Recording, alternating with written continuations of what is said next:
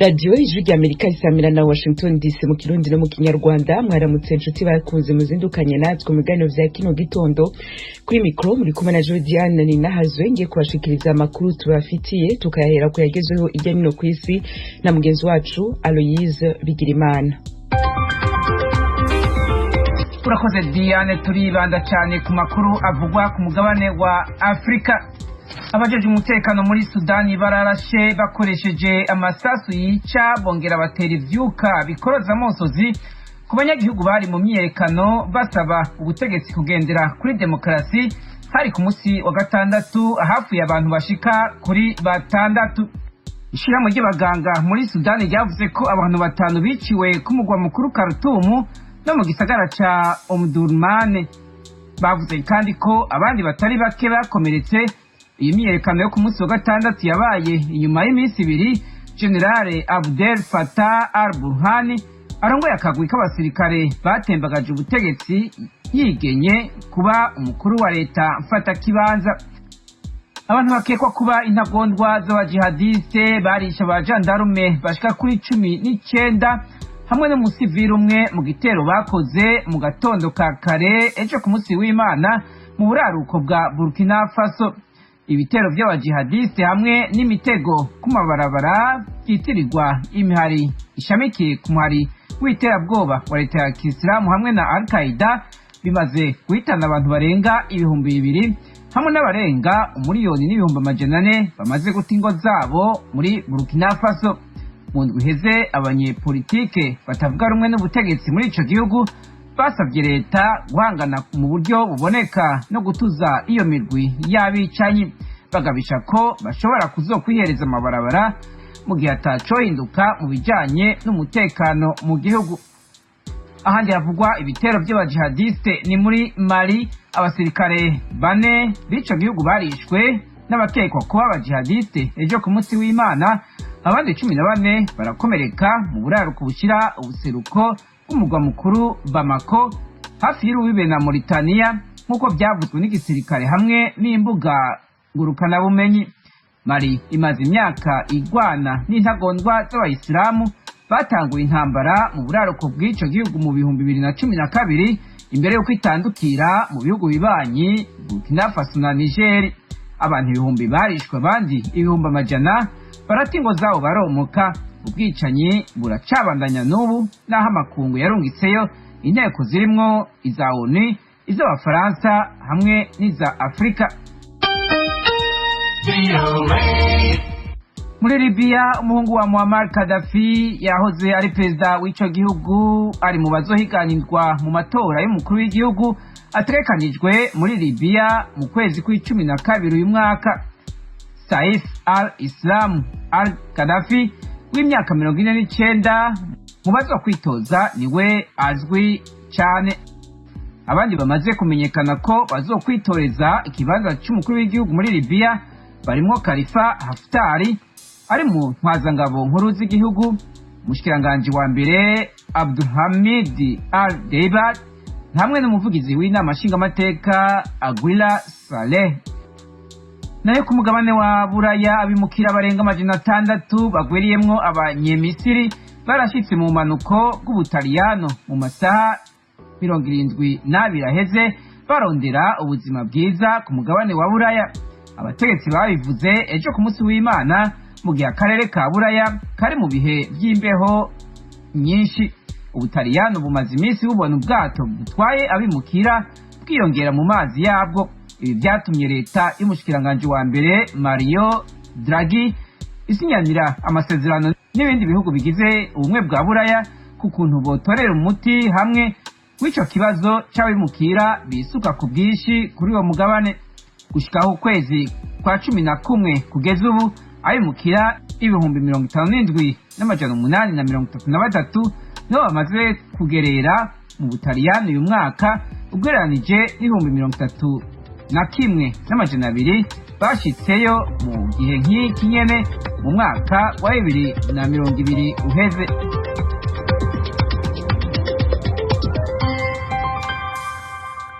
Aloise Bigirimana urakoze kuri ayo makuru yose waduteguriye ukabuhejeje kudushikiriza. Aya n'ayandi nibutse abakunzi b'Ijwi rya Amerika ko ashobora kongera kuyasanga kuri wezi 3 akaburungu radio yacu VOA akaburungu.com.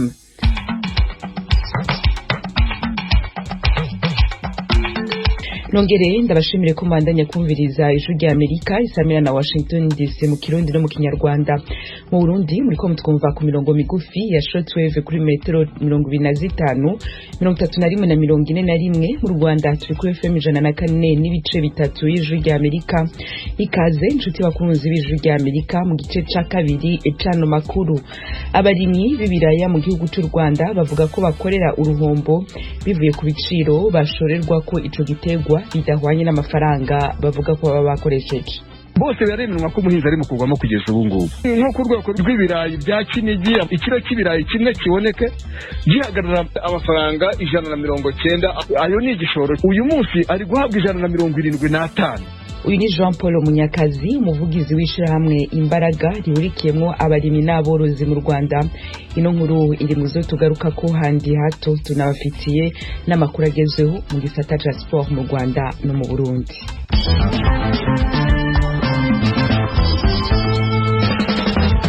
Nugere ndabahikaze inshuti bakunzi b'Ijwi rya Amerika nari ndabicaye ku masonga mu kanya nkitangura. Abarimyi b'ibiraya mu gihugu cy'u Rwanda bavuga ko igiciro babigushiriza ko kiri hasi cyane ku buryo batisubiza ayo baba bakoresheje kuva bikirimwa gushika bishorwe. Abavuganye n'Ijwi rya Amerika basaba leta kugira icikora kugira ngo babandanye kurima iki giterwa. Ibindi kwino nkuru n'umenyesha makuru y'Ijwi rya Amerika mu Rwanda Jean Baptiste Ndabananiye. Ibi byagaragariye mu gikorwa cyabaye kuri wa kane Musanze cyo gukusanya amakuru kuri iki kibazo. Cyateranyije amakoperative 72 y'abahinzi b'ibirayi yo mu turere twa Rubavu, Musanze, Nyabihu, Burera na Gicumbi dusanzwe duhingwamo cyane iki gihingwa. Abitariye iki gikorwa bose barimo n'inzego za leta bemeranyije ko iki giciro kiri gukubita abahinzi hasi cyane, nk'uko Jean Paul Munyakazi, umuvugizi mukuru w'umuryango w'abahinzi n'aborozi mu Rwanda Imbaraga yabibwiye Ijwi rya Amerika. Twerekanaga yuko ari amafaranga make cyane ugereranyije n'igishoro aba yatakaje. Bose baremerwa ko umuhinzi ari mu kugwamo kugeza ubu ngubu. Niyo mpamvu bavuga bati ntabwo ubuhinzi bushobora gutera imbere mu gihe cyose umuhinzi ari mu gukora adashobora kubona inyungu. Nko ku rwego rw'ibirayi bya Kinigi twazoze kugira ngo ikiro cy'ibirayi kimwe kiboneke gihagarara amafaranga 190.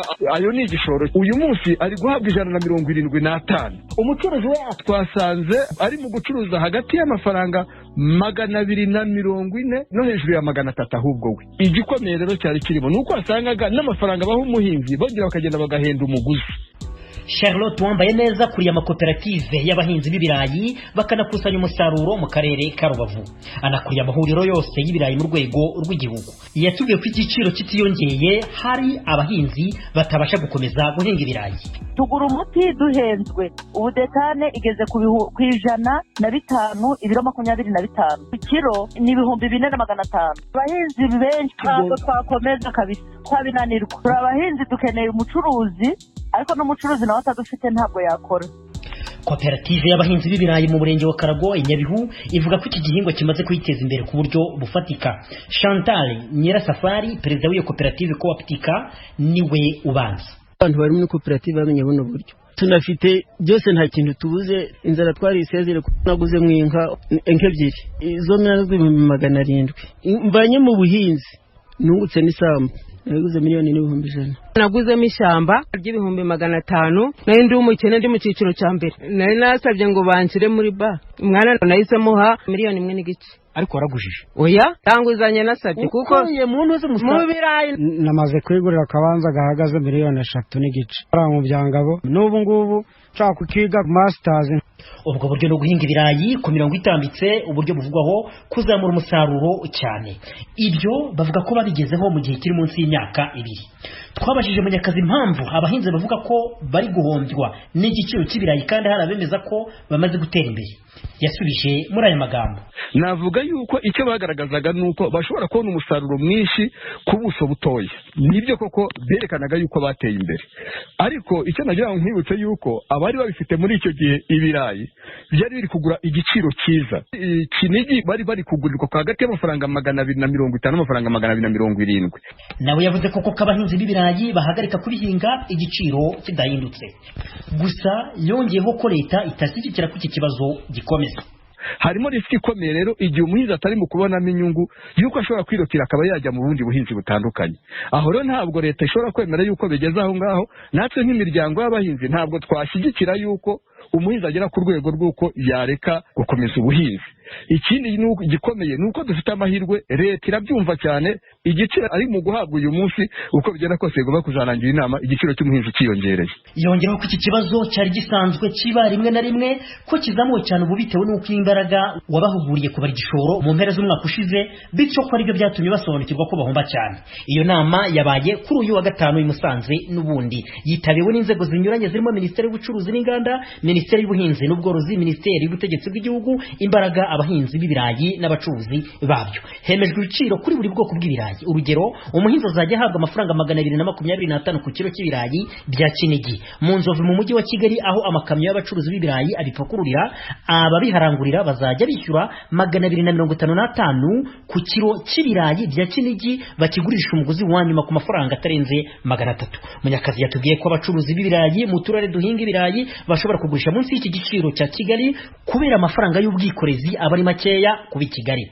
Yongeyeho ko ariko igiciro cyashyiriweho umuhinzi kidashobora kujya munsi y'ikemejwe. Hari ingamba zinyuranye zigamije kunoza ubucuruzi bw'ibirayi zemerejwe muri iyi nama. Godanse Mukamurenzi, inzobere mu bucuruzi n'uruhererekane rw'inyongeragaciro ku bicuruzwa, aravuga mu zimwe. Harimo yuko umusaruro wose ukwiye kuzajya ucishwa ku makusanyirizo y'ibirayi yashyizweho, ndetse koperative ikabigiramo uruhare mu bijyanye no kumenya uwo musaruro, ndetse n'igiciro gihabwa umuhinzi kikitabwaho, bakamufasha kureba yuko adahabwa amafaranga makeya, hagamijwe nanone kugabanya abamamyi benshi bari bamaze iminsi bagaragara muri urwo ruhererekane. Abahinzi babyishimiye umwe muri bo. Uyu myanzuro kuko tubonye ari myiza cyane. Mukamurenzi yongeyeho ko nta modoka y'umucuruzi yemerewe gupakira ibirayi ku muhinzi nyuma ya 12 z'umugoroba. Yavuze ko gupakira nijoro bizamo amanyanga arimo kudakoresha iminzani. Abahinzi basabwa kugira iminzani yabo aho gupimisha abacuruzi batungwa agatoki ko baba bayishe kugira ngo bibe ibiro abahinzi.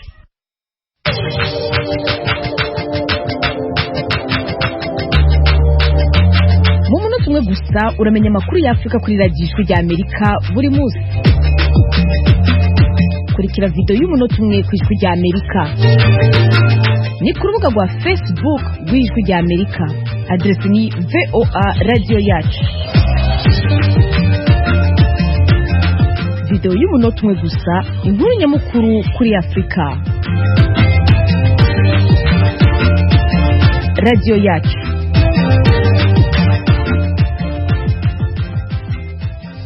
Ijwi ry'Amerika, Washington DC, mu Kirundi no mu Kinyarwanda. Mu gihugu cy'u Burundi, indwara y'imibembe yariyongereye muri uno mwaka wa 2021 mu ntara ya Rutana iri mu majepfo ashira uburasirazuba bw'ico gihugu. Ibindi kuri no nkuru Ijwi ry'Amerika ryateguye ribifashijwe n'abakozi bayo mu Burundi, tubibaza umenyesha amakuru wacu ari Kigali mu Rwanda, Desire Hatungimana.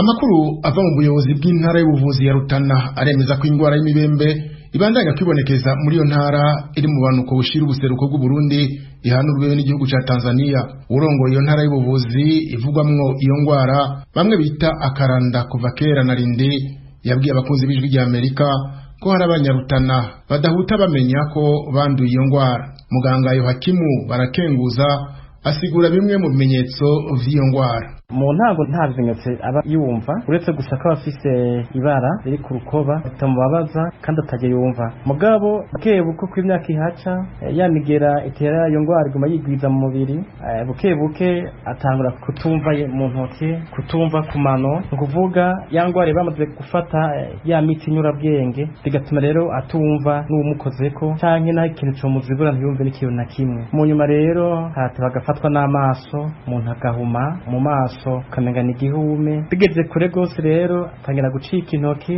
agacika amano kubera n'ibikomere bije ntabakivyumva ko ntabakibabara. Indwara y'imibembe abanyarutana bita indwara y'akaranda irakira nk'uko muganga Barakenguza aramuswa intara y'ubuvuzi ya Rutana yabibwiye abakunzi b'Ijwi ry'Amerika. ubumenye hakiri kare ingwara y'imibembe irakira neza, imiti irahari kandi niyo ku buntu. Iyo rero mugabo bimenyekanye bimaze gushaka kumwe byo gucika intoki biragoye mico gihe. Abanyarutana bavuye ingwara y'imibembe bagakira ntibashima kugira icyo bashikiriza kubera isoni, ariko uno mukenyezi wo ku mutumba Nyembuye zone Muziye komine Giharo atashimye kwivuga izina ari mu bavuye ingwara barakira, asaba ko imiti ivura imibembe yogwizwa ngo kuko hari igihe yigeze kubura. Twaragiye baraturaba baraba amabara ari ku rukoba, hanyuma jewe amabara yari ngaha ku maboko, hama twebwe imiti batubwiye ko ari ukuyifata ku kwezi twaragenda tukayitora tukayifata, byari bara binini ngaha ku maboko, hanyuma bona birazimanganye. Iyo miti yari igeze kubura ukwezi kumwe, ko wumva yandukira twosaba kugira ngo iyo miti ishishikare kugwirirana. Ubuyobozi bw'intara y'ubuvuzi ya Rutana busaba bibonye ko ibimenyetso by'iyo ngwara y'imibembe kwipimisha hakiri kare batarasinzikara. Muganga Barakenguza arongoye iyo ntara y'ubuvuzi yabwiye abakunzi b'ijwi rya Amerika ko iyo ngwara ifata abantu bose. Saba ko umugabo asuzuma umugore wiwe, umugore nawe agasuzuma umugabo mu kureba ko ata kintu cy'ikibara kiri ku mubiri w'umuntu, abavyeyi bagasuzuma abana bakiri bato kubera iyo ngwara ifata abantu bose n'abana bato irabafata. Hanyuma umusanze ari kwibara yiharije uca ugenda kwa muganga kugira barabe neza ko iryo bara rihuye n'ibara ry'imibembe, kuko amabara yose y'imibembe ku rukuba rw'umuntu haraza kuyandi mabara. Mugabo abaganga baba barije gutandukanya ibara ry'imibembe n'irindi bara ry'izindi ngwara. Kuva mu ntango z'uno mwaka gushika magingaya mu ntara ya Rutana hamaze kwakirwa kwa muganga abagwayi b'ingwara y'imibembe bagera kuri 217 nk'uko vyemezwa na muganga arongoye iyo ntara y'ubuvuzi. Ni mu gihe mu mwaka uheze wose w'ibihumbi 2020 abakiriye mu mavuriro atandukanye bagera ku 138. Iyo ngwara y'imibembe igwiriye cyane muri komine Giharo y'intara ya Rutana nk'uko amakuru yemezwa n'urongoye iyo ntara y'ubuvuzi ya Rutana bivuga. Yibonekeza kandi mu ntara zose zihana urubibe n'igihugu ca Tanzania hamwe n'igihugu ca Republika Iharanira Demokarasi ya Kongo nk'uko amakuru y'ijwi rya Amerika rikura mu bushikiranganje bw'amagara y'abantu no kurwanya sida abivuga. Jean Baptiste urakenuye.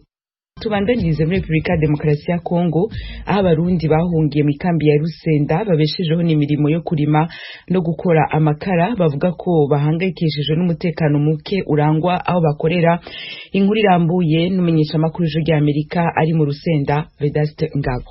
Zimwe muri izi mpunzi zari zisanzwe zifite imirima y'imyumbati, intogi ndetse n'itomate, zisobanura yuko zitakigera muri bimwe mu bice zari zisanzwe zihingamo nka Mitamba ndetse no mu misozi iva za Mugono na Kabembwe, bitewe nuko zitinya ko zagirirwa nabi n'abantu bitwaje ibigwanisho bakomeje kugaragara muri ako karere.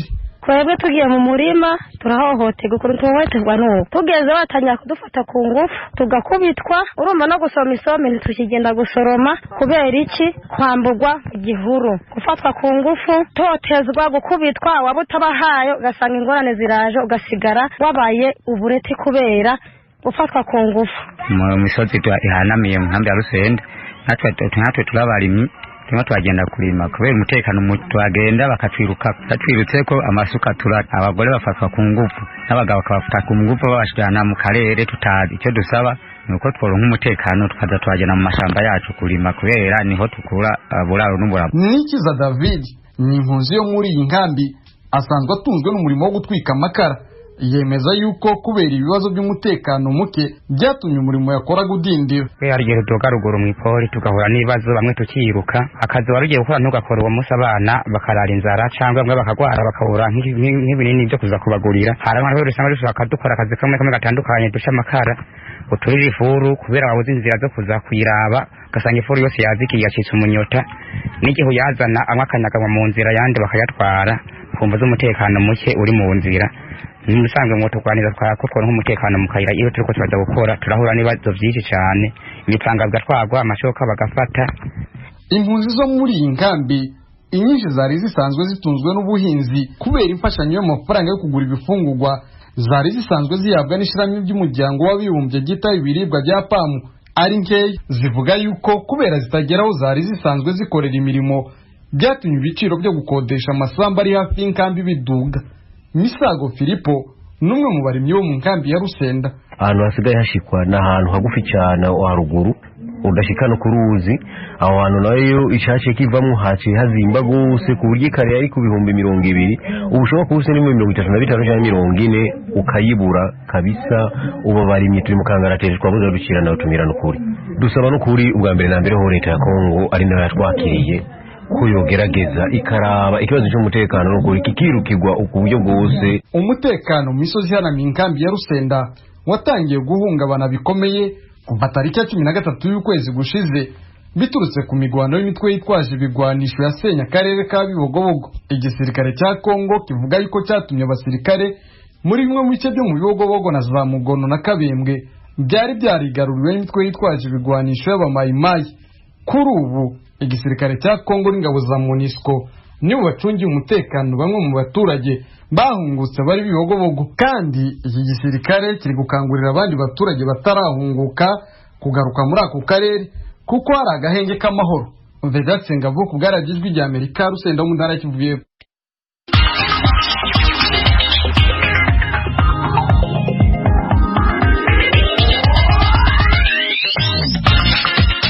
Amerika Washington DC mu Kirundi no mu Kinyarwanda ageze mu gisata ca sport yahereye mu Burundi aho kumusugira uwa 12 w'ihiganwa ry'umupira w'amaguru muri ico gihugu nyuma yo gutsinda Aigle Noir.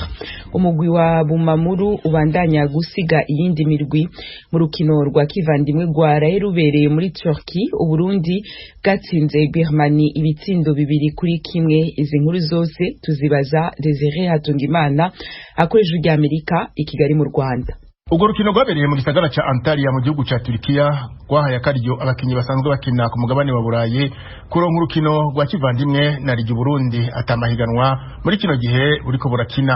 Abo bakinyi bakaba baheruka kuronka urukino mu kwezi kwa kane bakina n'igihugu ca Maroc. Kizigenza Saidi ntibazonkiza yakinye mu giserukira gihugu haraheze imyaka irenga 10 arashimishwa nuko bagenzi we bitwaye muri ugo rukino ntibacike inkokora naho bari bamaze kwinjizwa igitsindo bikaza kurangira batahukanye intsinzi.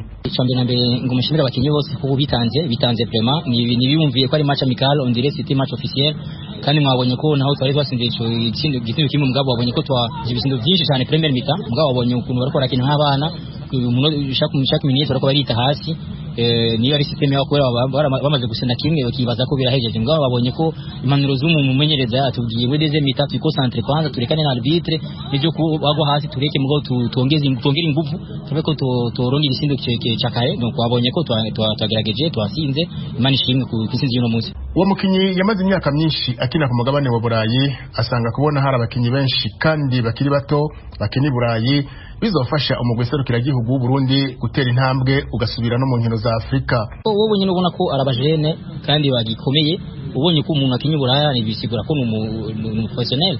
Si nk'umukinyi akini muhira sinavuze ko abakinyi bakini muhira ko adashobora mugabo hari difference mu professionnel n'umuroko. Ushobona ko hari kandi barashara abajene kandi bakina hanze bashabaronga ama experience bashabaza kudufasha kandi biraboneka ko bafise vraiment tugumanya abajene gushika niyo nk'uko vision byavuze nibaza ko zwadufise mu mwiza cyane.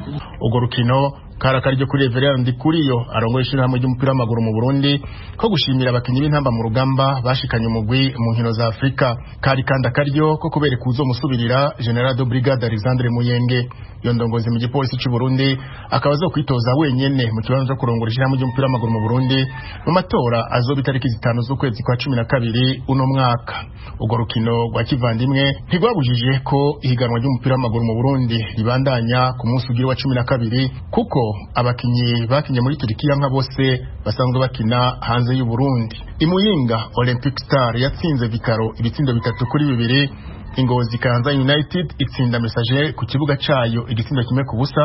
Mu Ruyigi Flambeau de l'Est yatsindiwe muhira na Flambeau du Centre ibitsindo 2-0. Rukinzo umugwi w'igipolisi utsinda Waya FC y'Imuramvya igitsindo kimwe ku busa. Buja City yatsinze Burundi Sport Dynamique ibitsindo 2-0. Le Croco inganya na Musongati busa ku bundi. Top Junior yatsinze Atletico New Oil kimwe ku busa. Nayo Bumamuru yirahiye Aigle Noir mu rukino rwadukomeye cyane ku bitsindo 2-1. Uwo mugwi wa Bumamuru wo mu ntara ya Cibitoke ni uri mu kibanza ca mbere kugeza kuri no munsi wa 12 w'ihiganwa ofisa amanota 29 ukurikirwa na Musongati Gitega na manota 20. Ikibanza ca gatatu kikabamwo Flambeau du Centre yaho nyene Gitega na manota 19. Mu kibanza ca nyuma harimo Le Croco yo mu Rumonge na manota 5. Desire Hatungimana, Kigali, Ijwi rya Amerika.